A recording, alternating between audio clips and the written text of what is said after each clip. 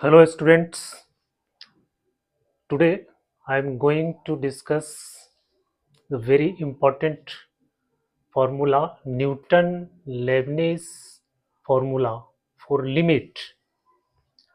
आज हम लोग डिस्कस करने जा रहे हैं Newton Lebanese formula for limit.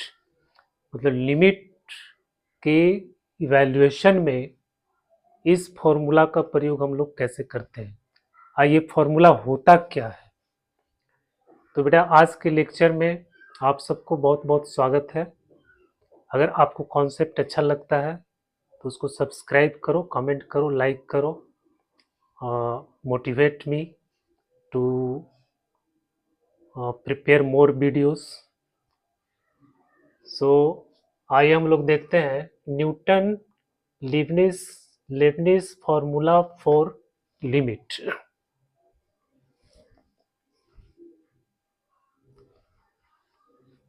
ये फॉर्मूला जो है, ये फॉर्मूला कहता है कि अगर लिमिट डेफिनेट इंटीग्रेशन में अगर लिमिट आपका कोई वेरिएबल है, कांस्टेंट नहीं है, वेरिएबल है, तो उसको हम लोग कैसे डिफरेंशिएट करेंगे। जैसे अगर आपको ये दिया हुआ है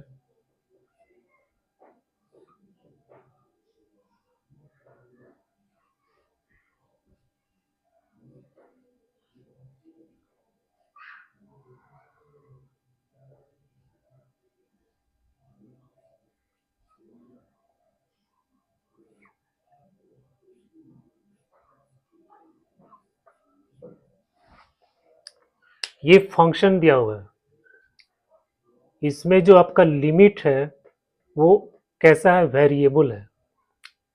gx ये कोई फंक्शन भी हो सकता है, ये एक फंक्शन है, ये भी एक फंक्शन इन x, x में कोई एक फंक्शन है और ये भी x में कोई फंक्शन है।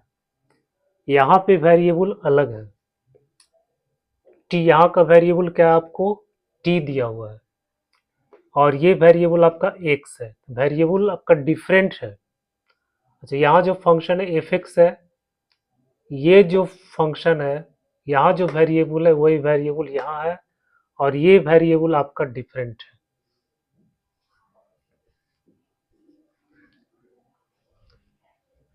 तो अगर इसको हमको डिफरेंशिएट करना है तो हम कैसे करेंगे।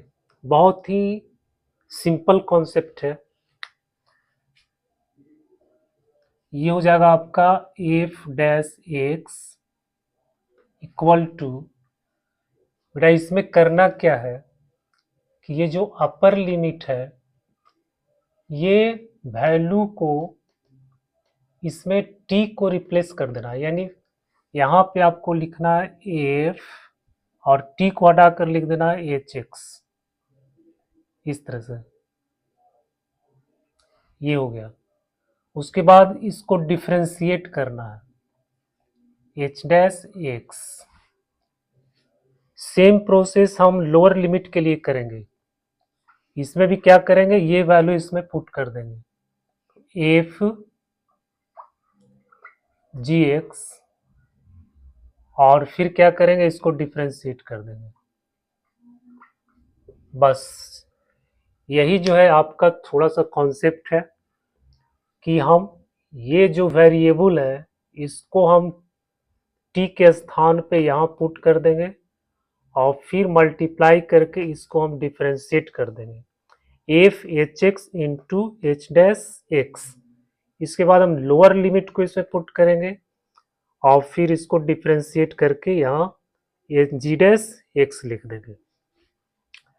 तो यही जो है, इसी फॉर्मूला को कहा जाता है Newton Lebanese formula for limit. Limit निकालने में इसका बहुत इम्पॉर्टेंट रोल होता है। अगर कहीं भी इस तरह का दिया हुआ है तो हम इस फॉर्मूला को ही अप्लाई करेंगे।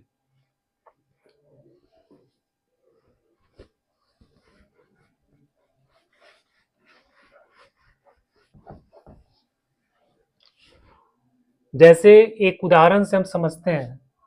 मान लो बेटा ये फंक्शन आपको दिया हुआ है एफ एक्स इक्वल टू, यहाँ लिमिट आपका दिया हुआ है एक्स और यहाँ आपका लिमिट दिया हुआ है एक्स स्क्वायर।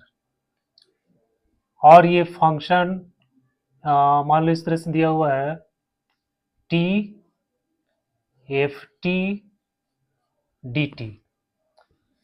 तो इसको जब डिफ्रेंशिएट करेंगे तो क्या करेंगे, एक्स स्क्वायर को यहाँ लिख देंगे, टी के बदला में हम लिख देंगे एक्स स्क्वायर। तो हो गया एक्स स्क्वायर एफ, फिर यहाँ लिख देंगे एक्स स्क्वायर, और उसके बाद फिर एक्स स्क्वायर को डिफ्रेंशिएट कर देंगे तो ये हो जाएगा 2x, फिर माइनस, फिर ये लोअर लिमिट के लिए भी सेम प्रोसेस है, एक्स यहाँ इसको लिखेंगे, टी के बदला हम एक्स लिख देंगे, यहाँ हो जाएगा आपका एफ एक्स, और फिर एक्स को डिफ्रेंशिएट कर देंगे तो ये आपका हो गया 1।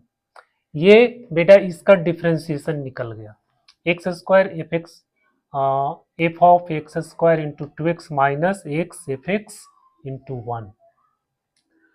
अगर कहीं कांस्टेंट दे देता है, अगर ये कांस्टेंट दे देता है तो मान लो ये भी कांस्टेंट ये भी कांस्टेंट, तो उसका डिफरेंशिएशन जीरो हो जाएगा, तो ये आपका पूरा टर्म ही जीरो हो जाएगा।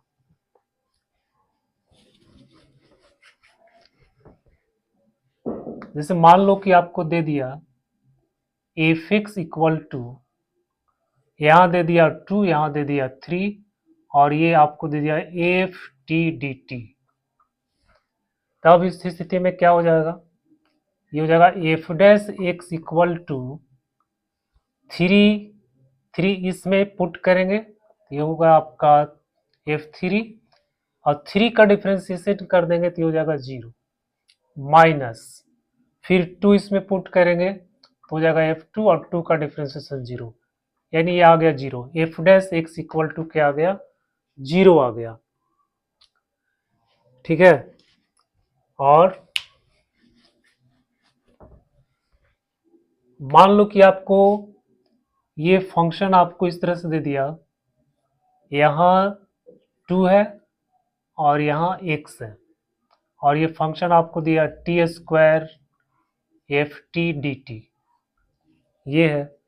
तो एफ डैश एक्स, इसको जब डिफ्रेंशिएट करेंगे, एक्स यहाँ वैल्यू पुट कर देंगे तो आपका हो जाएगा ये क्या हो जाएगा एक्स स्क्वायर, और एफ एक्स हो जाएगा, फिर एक्स को डिफ्रेंशिएट करेंगे तो इंटू 1, माइनस 2 यहाँ पुट करेंगे तो हो जाएगा 4 एफ 2, और 2 को डिफ्रेंशिएट कर देंगे तो 0 हो जाएगा। तो ये आपका हो गया एक्स स्क्वायर एफ एक्स, ये 0 हो गया। तो इस तरह से हम लोग न्यूटन लेबनिज जो फॉर्मूला है उसको हम लोग अप्लाई करते हैं। बहुत सिंपल टेक्निक है। ठीक है, तो अब हम लोग देखते हैं कुछ सवाल के द्वारा इसको हम लोग समझते हैं। अच्छा, एक चीज और ध्यान देना यहाँ पे कि मान लो कि ये फंक्शन एफ एक्स है और फिर यहाँ दे दिया है 2x, और यहाँ आपको दो वेरिएबल दे दिया x square T F t d T, इस तरह से अगर दे दिया बेटा तो इसमें क्या करेंगे, एक्स स्क्वायर को हम लोग कांस्टेंट मान लेंगे और इसको इंटीग्रेशन से बाहर कर देंगे, तो फिर ये आपका हो जाएगा 2x, एक्स स्क्वायर यहाँ लिख देंगे और T F t d T हो जाएगा। फिर हम इसको डिफ्रेंशिएट करेंगे, इतना जो पार्ट है इसको लेबनिज फार्मूला से करेंगे और फिर इसका डिफ्रेंशिएशन यानी यूवी के फॉर्मूला में फिर ये आ जाएगा। यूवी जो डिफ्रेंशिएशन का यूवी फॉर्मूला होता है उस फॉर्मूला में फिर हम इसको यूज करेंगे, इसको यू मान लेंगे और इसको भी मान लेंगे। तो इस तरह से फिर इसका डिफ्रेंशिएशन किया जाएगा अगर यहाँ पे दो वेरिएबल दिया हुआ है तब।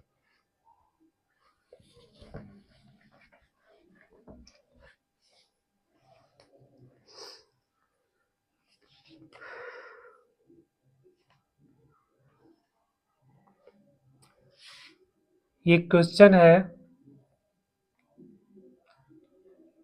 लिमिट x टेंड्स टू 0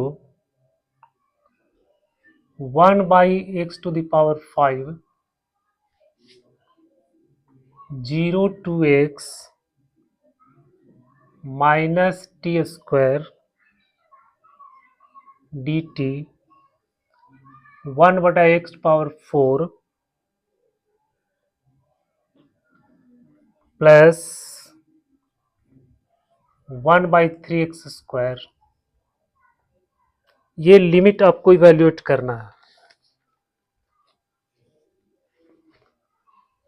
अब इसमें देखिए क्या करते हैं, ये हो जाएगा लिमिट x टेंड्स टू 0, बेटा x 5 है, 4 है, x², इसका हम एलसीएम ले लेते हैं तो हो जाएगा 3x⁵। फिर यहाँ हो जाएगा आपका 3 integration of 0 to x e⁻⁻t² dt minus x4 तो ये हो जाएगा 3x और प्लस यहाँ हो जाएगा x⁻3। अब ये बटा में आ गया। जब x 0 को टेंड करेगा तो ये आपका जो लिमिट है, सॉरी ये जो एक्सप्रेशन है, ये कैसे, ये 0 बन जाएगा। यहाँ जब x 0 जब यहाँ पुट करेंगे तो ये अपर लिमिट और लोअर लिमिट दोनों 0 0 हो जाएगा। तो जब 0 0 हो जाएगा तो हम जानते हैं कि ये एक एरिया बताता है। तो अगर सेम पॉइंट पर अपर लिमिट भी है और लोअर लिमिट भी है तो वो एरिया कैसा देगा, 0 देगा। यानी इसका वैल्यू आपको कितना हो जाएगा, 0 हो जाएगा। उसके बाद यहाँ 0 यहाँ 0, तो ये जो अपर, ये ऊपर का जो एक्सप्रेशन है बेटा, ये कैसा हो जाएगा, ये आपका 0 हो जाएगा, यहाँ भी 0 हो जाएगा। तो ये आपका हो गया 0/0 का फॉर्म बन गया। अब 0/0 का जब फॉर्म बन गया तो हम लोग लॉप्टल रूल जो है लगा सकते हैं इसमें, यानी इसको हम लोग डिफ्रेंशिएट करेंगे, इसको भी डिफ्रेंशिएट करेंगे। तो ये आपका हो जाएगा लिमिट x टेंड्स टू 0 3। अब इसको डिफ्रेंशिएट करने का जो प्रोसेस है वो लगाएंगे, x यहाँ वैल्यू पुट करेंगे तो हो जाएगा e⁻⁻x²।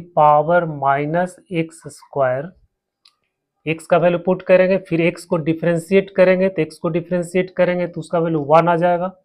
फिर यहाँ 0 है, 0 पुट करेंगे और फिर 0 को डिफ्रेंशिएट करेंगे तो 0 हो जाएगा। कांस्टेंट जब भी है तो वो 0 हो जाएगा। फिर यहाँ हो जाएगा आपका -3 और प्लस हो जाएगा 3x², बटा में हो गया 5×3 15x⁴ हो गया। तो ये बेटा ये आपका डिफ्रेंशिएशन हो गया। अब जो है x पुट करते हैं, इसमें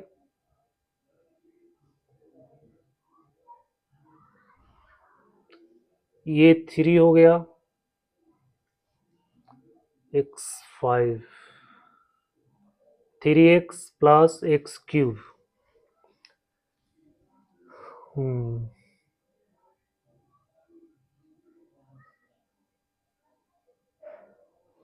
3 3 3।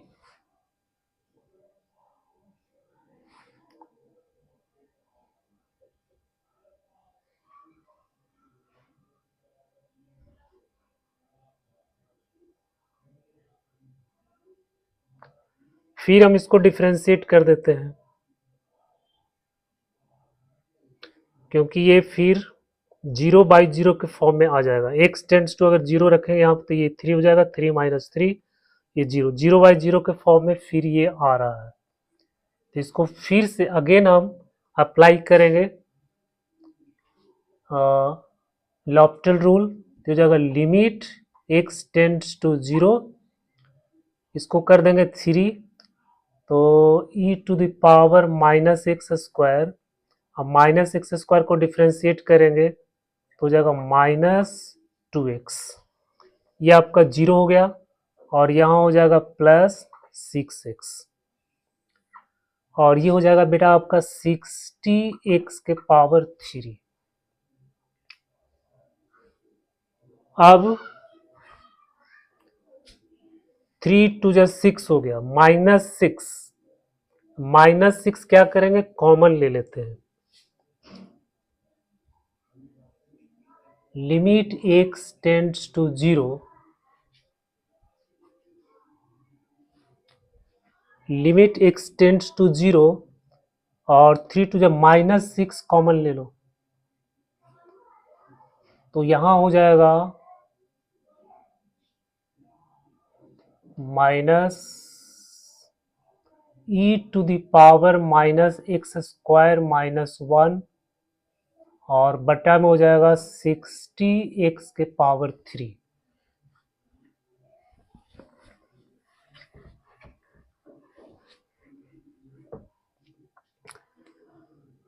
अब ये कट जाएगा 10 से और 1 से कट जाएगा तो यहाँ x² हो जाएगा। तो ये हो गया आपका minus e to the power -x² - 1 बटा में इधर 10 ले लेते हैं 1/10 और फिर x यहाँ पे कैंसिल हो जाएगा। चलो ये आपका हो जाएगा x²। बेटा ये माइनस को हम यहाँ ले आते हैं, ये जो माइनस यहाँ पे है तो इस माइनस को हम यहाँ ले आते हैं तो ये स्टैंडर्ड लिमिट बन गया। यह आपको पता है कि ex - 1 बटा x इक्वल टू होता है 1 व्हेन x टेंड्स टू 0। तो ये स्टैंडर्ड लिमिट के फॉर्म में आ गया, इसका लिमिटिंग वैल्यू 1 होता है। तो ये भी आपका स्टैंडर्ड फॉर्म है तो इसका वैल्यू कितना हो जाएगा, तो ये आपका हो गया 1/10 इंटू 1 बराबर 1/10। ये आपका आंसर आ गया।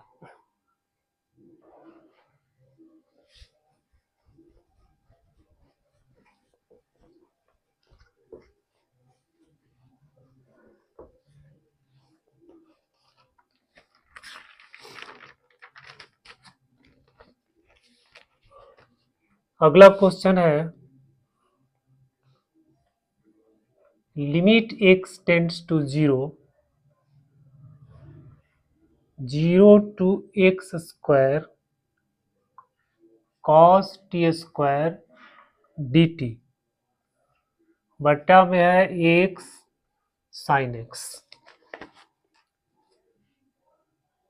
सेम कॉन्सेप्ट यहाँ पर देखो x टेंड्स टू 0, यहाँ अगर 0 रखेंगे तो अपर लिमिट लोअर लिमिट दोनों जब सेम हो जाएगा तो ये वैल्यू कितना हो जाएगा 0। तो ये 0/0 के फॉर्म में है, ये कैसा है 0/0 के फॉर्म में है।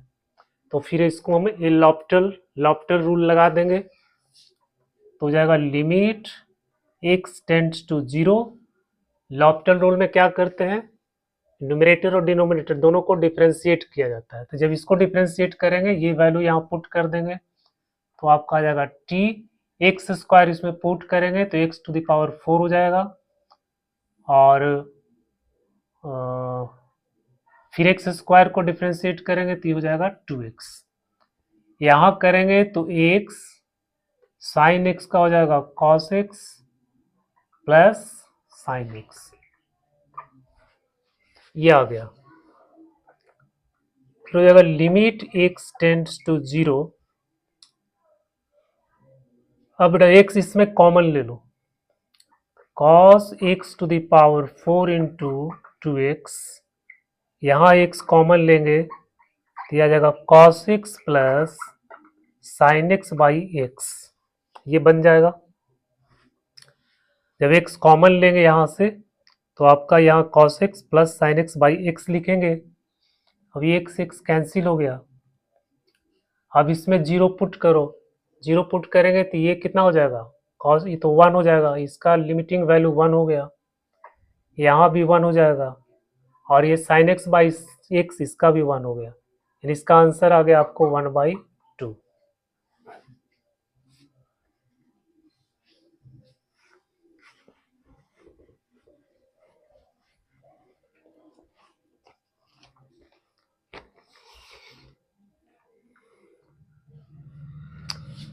तीसरा क्वेश्चन है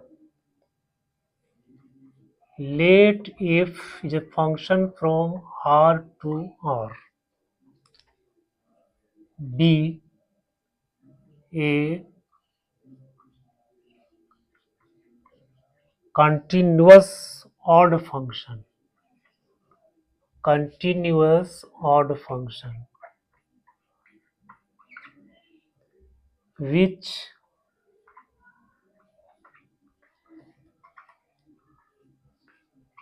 vanishes at one point, and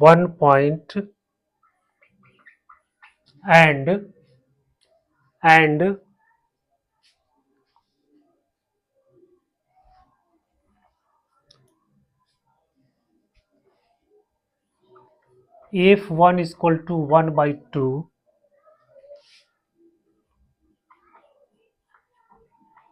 suppose that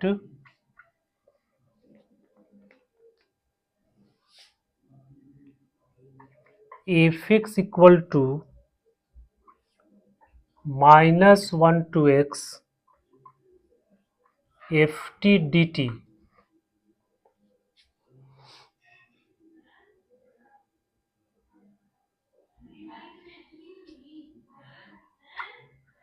for all x belongs to minus 1 to 2, and gx equal to minus 1 to x t mod of f t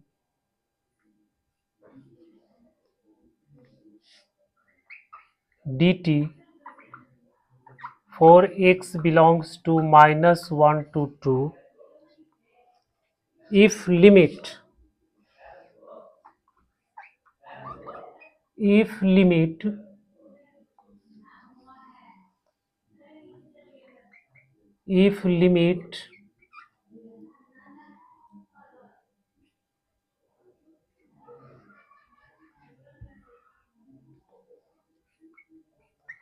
fx by gx equal to 1 by 14,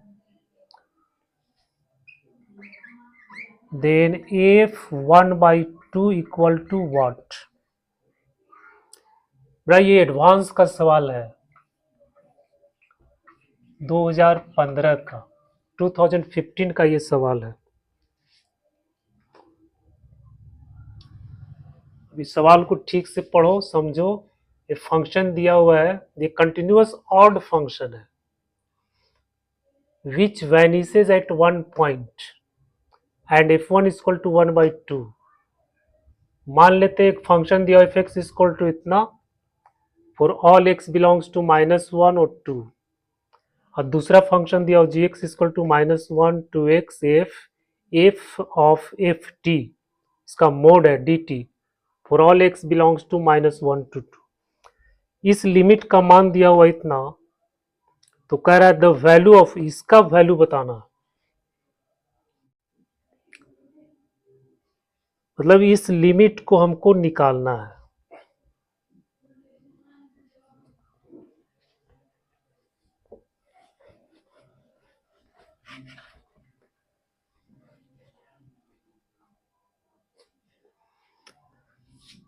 ये limit आपको निकालना, limit x tends to 1 fx by gx। तो यहाँ पे हो जाएगा limit x tends to 1, fx दिया हुआ है, -1 टू x ft dt,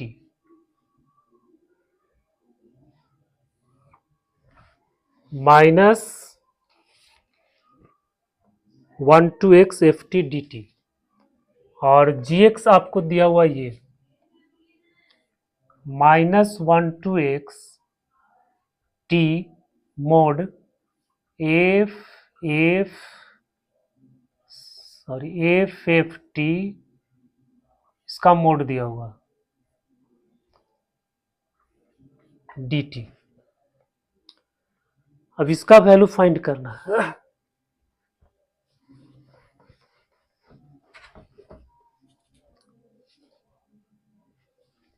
बेटा ये देखो कि जब यहाँ x टेंड्स टू 1 है तो यहाँ जब 1 लिखेंगे -1 to 1, और ये कह रहा है कि ये ऑड फंक्शन है।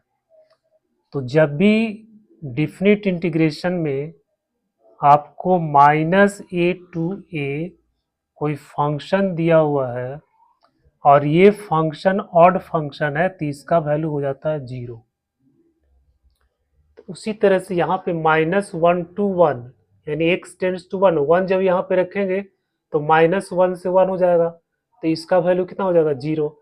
सेम चीज यहाँ पर है, इसका भी, क्योंकि ये ऑड फंक्शन है तो इसका भी वैल्यू क्या हो जाएगा, आपको 0 हो जाएगा। तो ये 0/0 के फॉर्म में आपको दिया हुआ है। तो जब 0/0 के फॉर्म में है तो हम इसमें लॉफ्टर रूल लगाएंगे। तो लॉफ्टर रूल के लिए क्या करना पड़ेगा, इसको डिफरेंशिएट करना पड़ेगा। तो आपका आ गया लिमिट x टेंड्स टू 1। अब इसमें यहाँ वैल्यू पुट कर दो, ये वैल्यू आपका आ गया fx। तो ये fx आ गया, फिर माइनस यहाँ पे है, ये कांस्टेंट है, कांस्टेंट जो करेंगे तो वो तो आपका 0 हो जाएगा। उसी तरह से फिर यहाँ पे हो जाएगा आपका f(x), फिर फंक्शन ये x, इसका मोड, ये आपका आ गया fx/x, ये आ गया। अब इसमें जो है x टेंड्स टू 1 है, तो अब ये वैल्यू 1 पुट कर दो, तो जाएगा f1/f, यहाँ 1 f1, ये आ गया। और इसका वैल्यू आपको दिया हुआ है 1/14, ये लिमिट का वैल्यू आपको दिया हुआ 1/14। तो अब f1 का वैल्यू दिया हुआ आपको 1/2, तो यहाँ हो जाएगा f, और f1 का वैल्यू यहाँ पुट करेंगे तो ये आ गया 1/2 का मोड बराबर आ गया 1/14। इसको क्रॉस मल्टीप्लाई कर दो, तो f1/2 इक्वल टू हो जाएगा, यह मल्टीप्लाई करेंगे तो आपको ये आ जाएगा 7। अब यहाँ आपको कह रहा है f1/2 का वैल्यू फाइंड करना, तो जब ये मोड दिया हुआ है f1/2 का वैल्यू फाइंड कर देंगे, आपका इसका वैल्यू आ जाएगा, सॉरी, f1/2 का वैल्यू आ जाएगा 7। ठीक है, तो ये आपका आंसर आ गया, इसी का वैल्यू फाइंड करना था, f1/2 इक्वल टू 7। हमको पॉजिटिव वैल्यू लेंगे,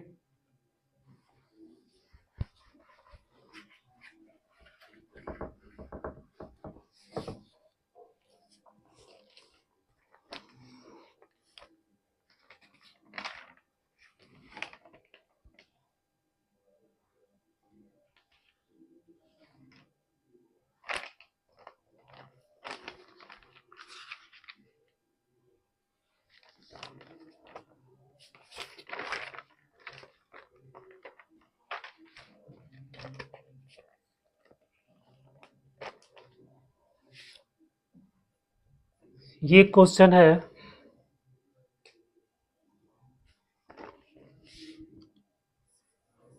लेट a इक्वल a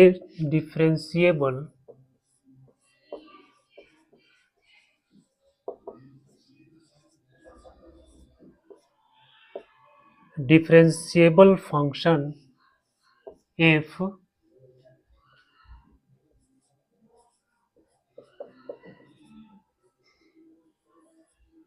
satisfy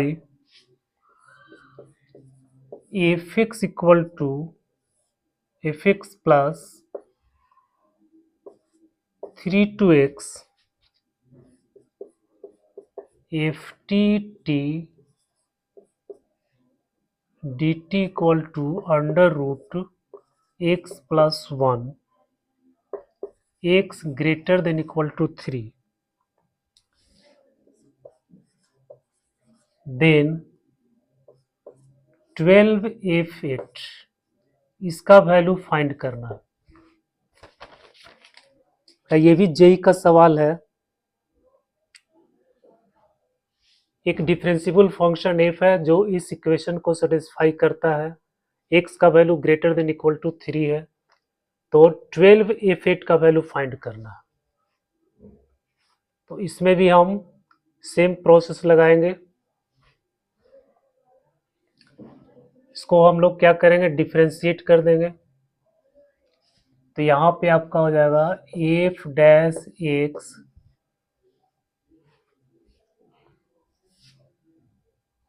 हो जाएगा एफ डैश एक्स बराबर सॉरी प्लस एक्स का वैल्यू यहाँ पुट करेंगे तो जाएगा f x by x equal to, इसको डिफ्रेंशिएट करेंगे 1/2 रूट एक्स प्लस 1, ये इसका डिफ्रेंशिएशन हो गया। अब आप इसको देख पा रहे हो कि ये डिफरेंशियल इक्वेशन के फॉर्म में चेंज हो गया।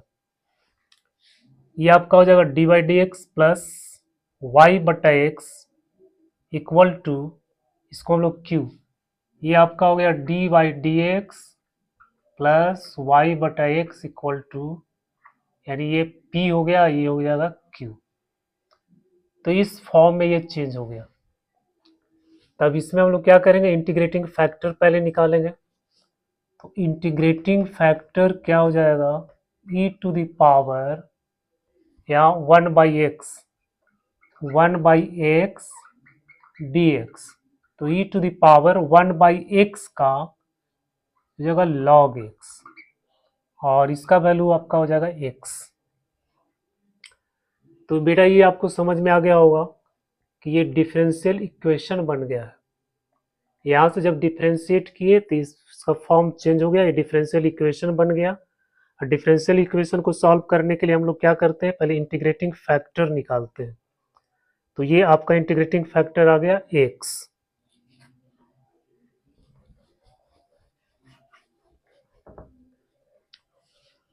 इसके बाद इसका सॉल्यूशन क्या होता है, इसका सॉल्यूशन होता है y into integrating factor equal to integrating factor into Q into D x plus सी।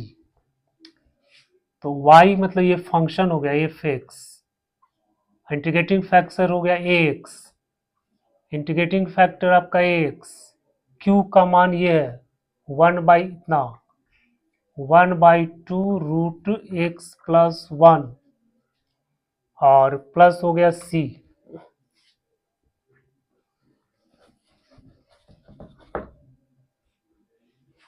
अब ये आपका हो गया x f x equal to, अब इसको इंटीग्रेट करना है। तो पहले हम इसको इंटीग्रेट कर देते हैं, I equal to X by 2 root X plus 1। यहाँ पे रूट अंदर ये एक्स प्लस 1 को हम मान लेते हैं टी स्क्वायर, इसको मान लेते हैं टी स्क्वायर। तो डी एक्स इक्वल टू हो जाएगा 2t dt। तो आई क्या हो जाएगा, आई हो जाएगा और यहाँ पे dx, ये dx x हो जाएगा T square minus 1, T square minus 1, और यहाँ पे हो जाएगा 2t, और फिर आपका हो गया 2t dt, ये कैंसिल हो गया। इसको जब इंटीग्रेट करेंगे तो ये आ जाएगा आपको t³/3 माइनस टी, और प्लस में आ गया c। t का जब वैल्यू रख देंगे, t यहाँ से रखेंगे t इक्वल टू रूट अंदर x प्लस 1, यानी इसको हम लोग ऐसे लिखेंगे 1/2। फिर ये पावर 3 हो जाएगा, तो ये पावर आपका हो जाएगा 3/2।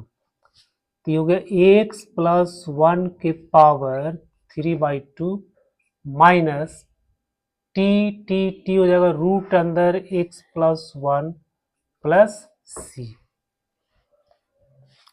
तो इसका जो इंटीग्रेशन हुआ वो आपको इतना हो गया, और फिर ये बटा में 3।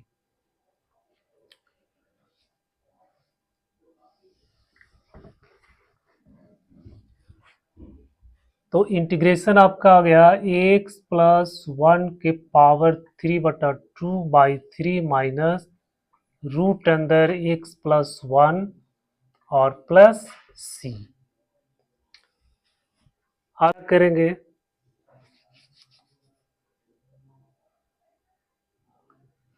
अब हम x का वैल्यू 3 पुट करते हैं इसमें।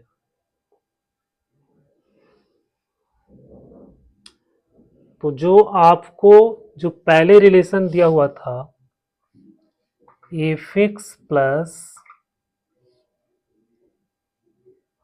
3 2x f t d t equal to root अंदर x प्लस 1।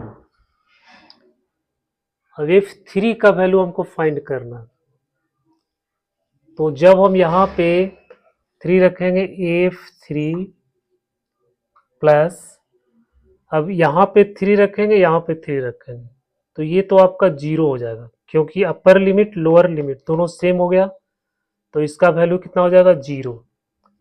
तो फिर ये आपका हो गया F3 equal to under root 3 plus 1 equal to 2। F3 का वैल्यू आपको आ गया 2। F3 का वैल्यू आ गया 2। अब ये 2, अब ये वैल्यू इसमें पुट करते हैं,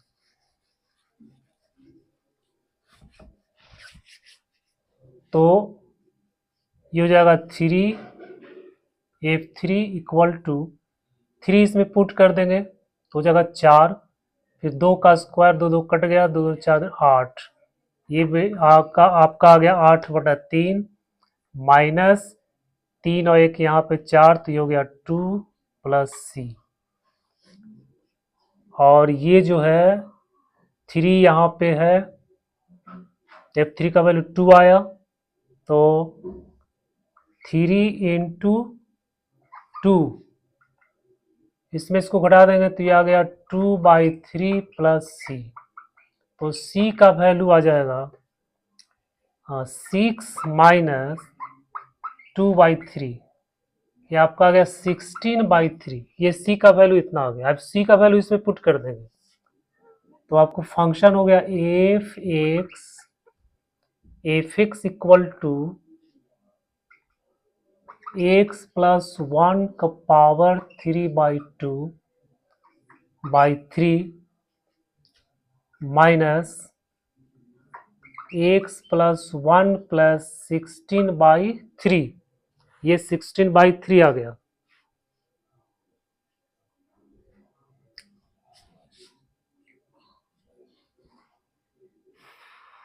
वैल्यू हमको निकालना है F8 का, 12 F8 का निकालना है। 12 इंटू F8, तो वैल्यू 8 पुट करेंगे यहाँ पे, तो हो जाएगा 8 F8 इक्वल टू 8 1 9, 9 हो जाएगा, 3 का स्क्वायर कर देंगे, स्क्वायर स्क्वायर कैंसिल, तो हो जाएगा 27/3 माइनस यहाँ पे 3 प्लस 16/3, ये हो गया आपका 9, सॉरी ये बेटा आपका हो गया 9। अब 9 माइनस 3, पहले तो इसको जोड़ा जाता है फिर ऐड कर सब्ट्रैक्ट करते हैं, और इसको हम लोग ऐसे ही कर देते हैं डायरेक्ट। 9 में से 6, ये हो जाएगा 6 प्लस 16/3, हो जाएगा 18 प्लस 16/3 34/3। तो F8 आ गया 34/3 इंटू 8।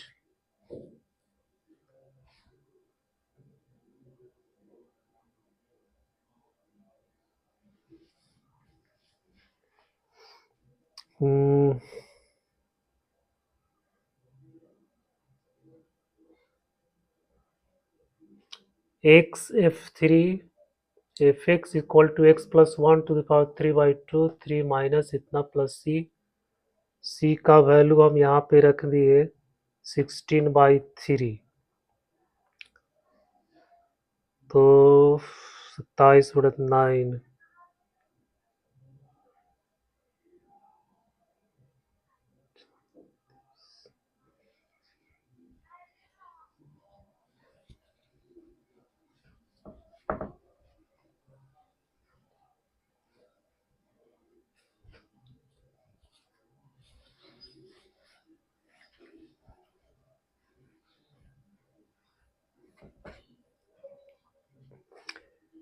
फिर से वैल्यू रख के देखते हैं इसमें, x 8 हो गया, 8 हो गया, फिर यहाँ हो जाएगा 8 प्लस 1^3/2 3 माइनस 8 प्लस 1 प्लस 16/3।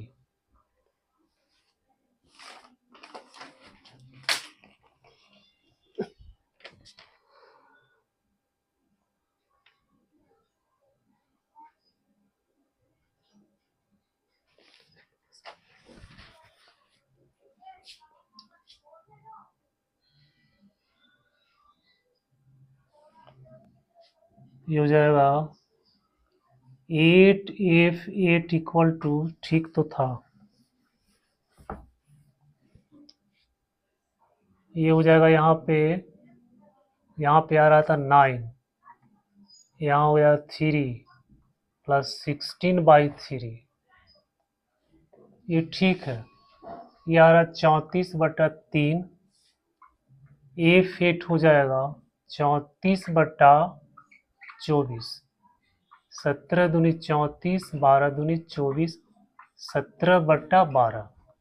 अब हमको वैल्यू निकालना 12f8 का, तो 12 इंटू 17/12, 12 कैंसिल हो गया, ये आ गया आपका 17।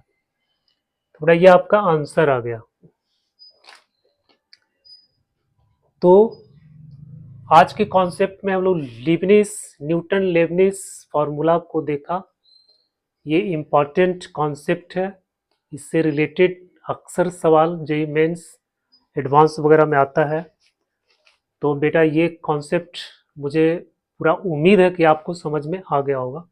अगर समझ में आ गया होगा, ये वीडियो आपको अच्छा लगा तो प्लीज़ उसको सब्सक्राइब करो, वीडियो को पूरा देखने का प्रयास करो। So thank you for watching this video.